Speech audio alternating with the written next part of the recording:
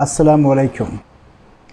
I am Professor Dr. Asif Mahbub Karim, Dean of the Binary Graduate School, Binary University of Management and Entrepreneurship in Malaysia.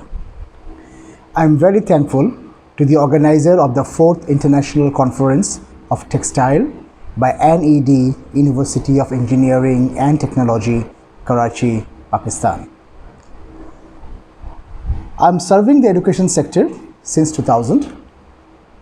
So far, I have published over 75 research papers in Scopus, ERA, ABDC, indexed journals around the world.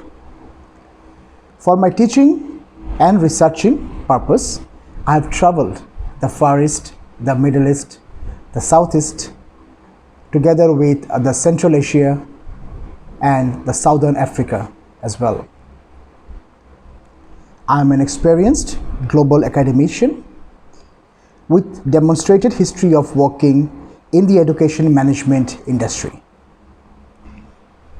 I am skilled in education technology, management, business development, organizational development, RMG sector, and joint ventures. I am also a strong community and social service professional with a doctoral of philosophy, PhD focused on creative and forensic accounting. As far as my digital social responsibility, DSR, I have my own YouTube channel which is on research methodology. It says ABCD research methodology. ABCD means anybody can do. The name of the YouTube channel is Prof. Dr. Asif Mahbub Karim. I would request all of you present today here to subscribe to my channel and do encourage others to look into the research methodology. It's only 3 to 5 minutes of each videos. So it's a part of my own responsibility to the society. Today I'm here to present a paper on the women empowerment in the textile factories, a study on Punjab province, Pakistan. It's duly co-authored by Dr. Aladad, Assistant Professor, Pakistan Institute of Fashion Design, myself, and Dr. Rohini Devi, the Deputy Vice Chancellor at Binary University in Malaysia. Well, women empowerment is the process of empowering women. Empowerment can be defined in many ways. However, when talking about women empowerment, means accepting and allowing people, of course women, who are on the outside of the decision-making process into it. Empowerment includes the action of raising the status of women through education, raising awareness, literacy, and training. Women empowerment is all about equipping and allowing women to make life-determining decisions through the different problems in society. Women empowerment has become a significant topic of discussion in development and economics as well. It can also point to the approaches regarding other trivialized genders in a particular political or social context. Women economic empowerment refers to the ability for women to enjoy their rights to control and benefit from the resources, assets, income of their own, as well as the ability to manage risk and improve their economic status and well-being. While often interchangeably used, the more comprehensive concept of gender empowerment refers to people of any gender, stressing the distinction between biological and gender as a role. The abstract for this particular paper is: the textile industry of Pakistan is considered as the lifeline of the country's economy. It accounts for nearly 55% share of the total economy. Major exports from textile are yarns, raw and finished fabrics, and also limited quantity of value-added textile items. The role of employees always considered as key parameter in obtaining performance. But involvement of women on job place is very less in Pakistan textile industry. Only government sector containing majority women employment. The issue regarding their workplace is needed to be identified about their workplace satisfaction and find out the reason why women are not involved on job place in textile industry on a large scale. In this research paper, a survey was conducted and concluded about issues of involvement on job place in two cluster region of textile factories in Lahore and Faisalabad. Introduction. The textile industry has a noteworthy position in the business arrangements of Pakistan, as it caters an important need of human beings, namely clothing. The total worth of textile goods around the globe stood 667.5 billion USD in 2015, in which about 83.1% were fabrics and 16.9% yarns, higher 1.5% as compared to the previous year discussed in the World Bank report of 2016. Therefore, it has been estimated that in the year 2020, the worldwide market worth of textile organization will be 842.6 billion US dollars, which is an enormous increase of 26.2% since 2015. The composite yearly growing amount of the market in the period 2015 to 2020 is projected to be 4.8%. The demand to remain in textile business always have been important due to the expansion every year. The textile business might exactly name the flying butters of the Pakistan economy for the subsequent three main reasons of ground.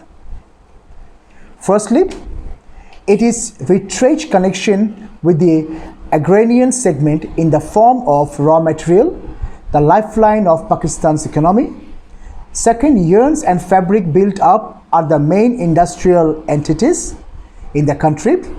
Bookkeeping for the leading stake of an industrial asset, value-added products, and able to give more jobs. Thirdly, and the most important, significant, these are high export concentration originalities. The Pakistani textile raw woven fabric manufacturing industry consists of three distinct sectors, representing broadly three levels of technology and organization, namely high-speed looms of the mill sector, power looms, and handlooms. Freedom to work by choice in a condition of dignity, safety, and fairness is integral to human welfare. To guarantee that women have access to the right is an important and end in itself. From an economic point of view, reducing the gender gap, labor force participation can significantly boost global GDP. The area with the largest gender gaps will benefit heavily. Many developed countries will also see their average annual GDP growth, which is significant during times of almost zero economic growth. When you empower women in the workplace, you allow them to have more control over their lives. Things like training and sponsorship opportunities, equality programs and grants, and even opportunities for advancement is senior level position will allow for the development that is so necessary. However, in export-oriented sector, the role of women employment and empowerment is still not fully undertaken in sector of textile, which needed to be explained and identified. Objective of the study: the social and gender survey is conducted in order to understand the current situation and the needs and challenges faced by women regarding studying and working within the apparel and textile industry. Women employment concept in relation to Pakistan. Women and trade union. Although initial legislation on labor law regarding trade union activities provided full freedom of organization for their rights, which is given in Factories Act 1934. Selection of Pakistan also in Industrial Relationship Ordinance IRO, Collective Bargaining 1969, but afterwards, due to repressive legislation by military rulers, their role and strength have diminished their role considerably. Official data available on Pakistan Statistical Yearbook 2008 that shows that unions in the formal sector only represents 5% of the workers. As of 318 unions present in 1996, there are only 39 operative in 2005. Except for Faisalabad, where power loom sector, there are large scale of mobilization of workers. Otherwise, trade union activities are almost non-existent, and where present they are also all male. Female are not only disorganized, but they are culturally discouraged from participating in any kind of collecting mobilization. Engendering wages.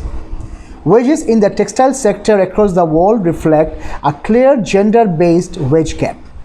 On average, men in the garment sector earn more than women. Gender has an important role in determining the level of skill, performance, and the level of the pay in majority of national textile industries. Even in garment unit, such as they are engaged to produce product for multinationals such as Gap, Levi-Strauss, women are forced to work overtime and their wages are inadequate. Well above the minimum wage is less. A study showed that 95% of the women have no appointment letters. Another study by Pilar 2005 also reached the same figure of 95% of women with no written contract. Another study showing that 97% of women were hired on a temporary basis and 64% were getting less than the minimum wage, which has been fixed by the government at 17,000 rupees. Employees who have no written contract face more job uncertainty in times of less demand. They are prone to periodically forced layoff and short weeks. Women on average, after earning 45 to 50% of male wages under fixed wage structures. Even the same task or procedure, depending on the operative woman or man, is paid or less. National legal legislation. First and foremost is the effective enforcement of the labor standards and laws. As already discussed, Pakistan has all necessary laws to meet all the issues that weaken the law, which affects all. There should be effective enforcement mechanism to ensure compliance with labor law, in particular the enrollment of women workers for the social security system for health, maternity, disability, and the wage retirement benefits. Minimum wages. The minimum wages has recently been fixed for unskilled workers, which is with more than Rs 17,000 for textile workers. However, the issue here are whether this is sufficient and how to ensure that most worker receives the salary. Welfare fund or social security. Researchers carrying in 2004 emphasizes better implementation of the labor standard to protect workers from harmful consequences of business intensification. After the abolition of the quota, many developed countries have resorted to non-tariff barriers, which are significantly social compliances issues. Social standard. There are many national and international standards in the textile and clothing sector, such as SA 8000. The SA 8000 is an international standard for improving working conditions worldwide. It is based on the principle of 13 international human rights conventions, 10 of which are conventions of the International Labour Organization, ILO, which have been approved by Pakistan. It is based on certain women-specific conventions, such as United Nations Convention to eliminate all forms of discrimination against women, and the ILO Convention 100 and 111, equal for male and female workers for work of equal value, remuneration, discrimination. Section 6.3 of the ISO 26000 is based on Point 7, the Discrimination and Vulnerable Groups GRI LA 14, which measures the ratio of men's basic pay to women by employee category. Methodology and the sample in this particular study. Firstly, the study was conducted to interview 75 women as potential trainees for the training institute who were selected by Pakistan Ready-Made Garments Technical Training Institute, PRGTTI, and Pakistan Knitwear Training Institute, PKTI, from Lahore, Female Exclusive Training Institute, FETI, and Faisalabad Garment City Company, FGCC, from Faisalabad. Women who live near the training institute were selected from Lahore and Faisalabad and ranging in age from 15 to 46. 42 women out of 75 were single and 32 women were married. Secondly, the survey was conducted to interview 67 small, medium and large apparel and textile companies registered by Pakistan Ready-Made Garments Manufacturers and Exporter Association, PRGMEA, and Pakistan Hosiery Manufacturers and Exporters Association, PHMA, in Lahore, as well as companies located within FGCC and registered and non-registered companies by PHMA in Faisalabad. The definition of a company's size is taken from the State Bank of Pakistan, that is small, fewer than 50 workers, medium, 51 to 250 workers, and large, more than 250 workers. The interviews were mainly conducted with directors, CEOs, and managers in HR, including other departments such as marketing and production of the targeted companies. Results.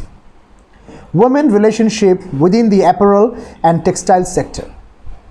21.3% of the 75 surveyed women from Lahore and Faisalabad were family members who are studying or have studied in apparel and clothing training institutes. 9.3% of the women had family members and 4% of the women had friends who belonged to the apparel and clothing training institutes. 30.7% of the women have family members who are working or working in a company of apparel and textiles, and 16% were friends of women, and 10.7% of the women had extended family members belonging to the apparel and the textile company. The women replied that their family members, relatives, and friends work for textile factories. Some women replied that their family members own their boutique and work on sewing from home. Women motivation for textile study. In Lahore and Faisalabad, tailoring and fashion designing were the most preferred women courses. Fashion designing courses, apart from these two courses, pattern drafting and grading, CAD, CAM, and quality control courses were also mentioned, but were less popular among women. These three courses are highly technical courses. Challenges faced by women wanting to study.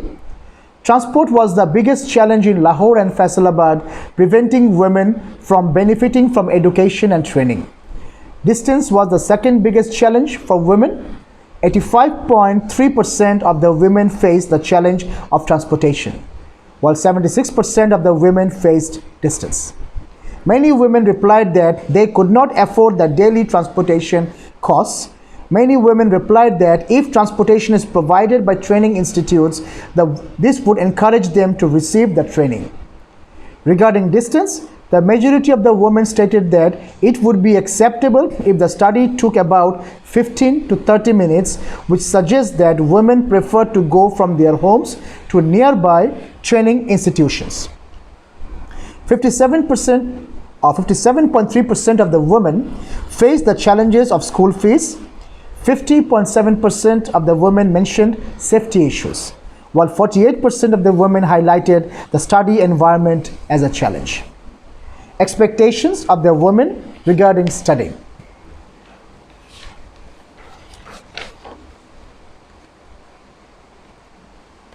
(86.7% of the women expected transportation and 74% of the women expected free training from a training institute, as mentioned in my main paper, as our main paper in the figure number 8. Many women responded that they could not bear daily transportation cost and school fees, highlighting their economic needs. 60% of the women expected support with internship programs and employment. 50.7% of the women expected appropriate study hours, while 41.3% of the women nursed the day, and 40% women expected student loan. 34.7% women are expected to be taught by female teachers. Many women responded that they could feel more comfortable and relaxed if they were receiving the training from female instructors, while some responded that this is not that critical issue at all. Compared to single and married women in Lahore and Faisalabad, the survey stated that single women expect more system support from training institutions, such as internship and counseling, while married women expect convenience and financial supports. Challenges for women in the work. 61.3% of the women face the challenges of transportation. 56% of the women forced the distance challenge, and 54.7% of the women faced work hour as challenge. Many women responded that they could not afford daily transportation cost, again highlighting the economic need.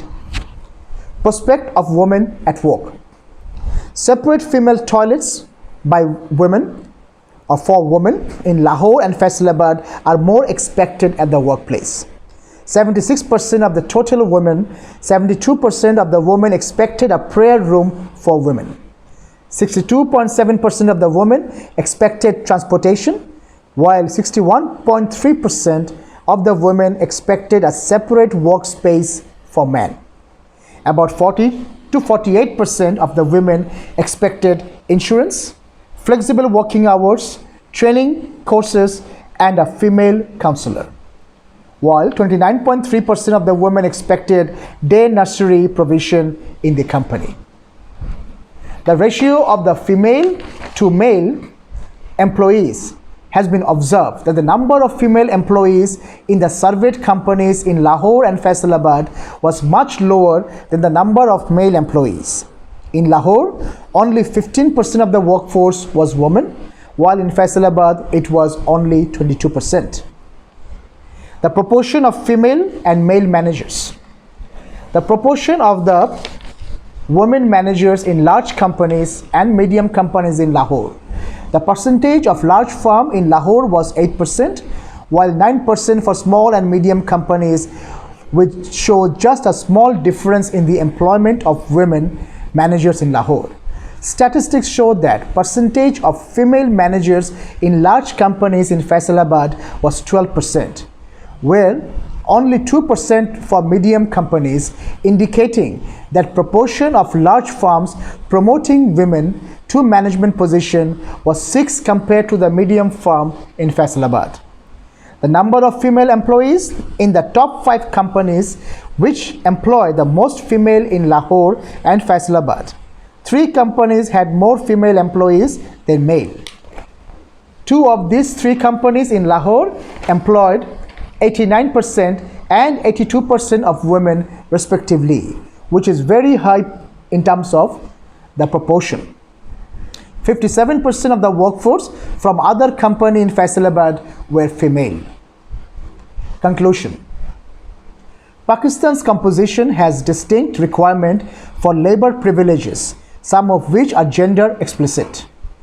The current regulations are not that abundant, inadequate, but poor, weak execution and implementation of the commandments mark them frail. The economic consequences of the agreement of textile and clothing for Pakistan were more or less as forecast. In more or less areas as possible, the Pakistani textile industry ended well as a worldwide contractor in cotton yarns and fabrics.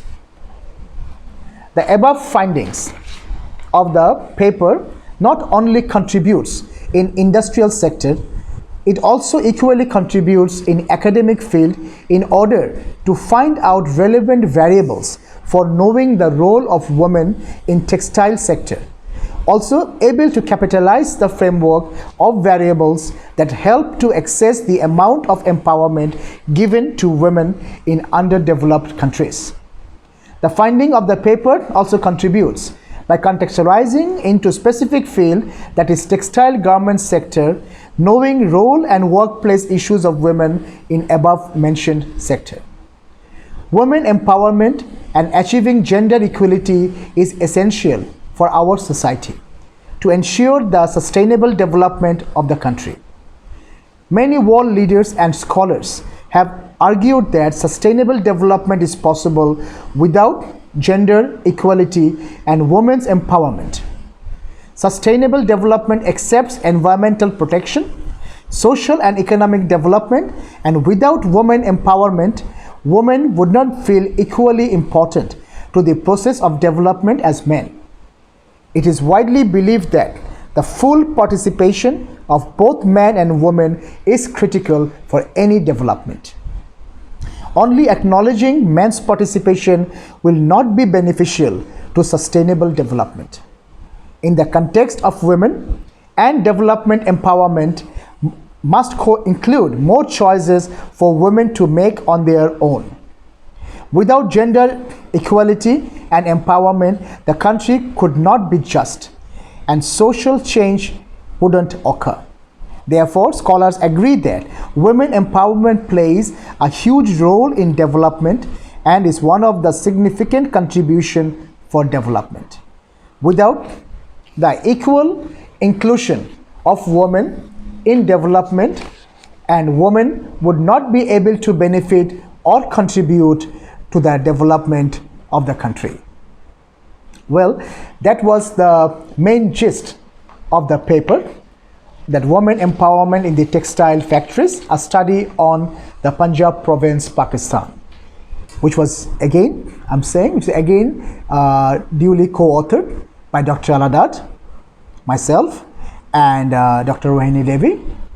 And I again want to take the opportunity to thank the organizing committee of this international conference that been allowed to make a presentation through this particular innovative media.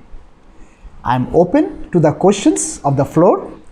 Of course, my co-author, the principal author, Dr. Aladad, is there at the moment in Karachi. In this particular conference, he would be answering to your questions. With that, I thank you for the opportunity once again. Assalamu alaikum wa rahmatullah.